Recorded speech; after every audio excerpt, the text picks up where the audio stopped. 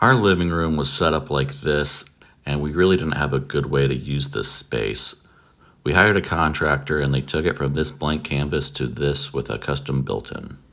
It took about 3 days for them to install this. However, the lead time on the project was probably 3 or 4 months. We had this done in the middle of 2022.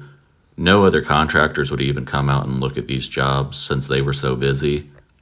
We're in Columbus, Ohio, so there is a contractor shortage with all the new development that is going on here. I think that kind of leads to the inflated prices that we've had. I also went ahead and refinished the inside of the fireplace with Rust-Oleum high heat barbecue paint.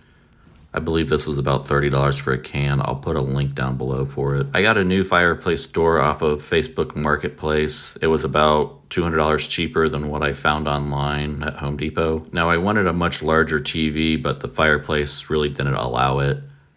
We ended up going with a 55-inch TV. I think we might need a new gas insert. It worked when I bought the house a couple years ago, but I haven't had any luck getting it working again. But there you can see the new fireplace doors. I highly recommend painting the inside of the fireplace. I think that really cleans up the whole look. We have it set up where there's a false back so we can run cables and power behind this. There's also our internet in the bottom left. We went with a 55-inch LG G1 OLED TV. Been pretty happy with it. The soundbar, not so much. It kind of disconnects once in a while.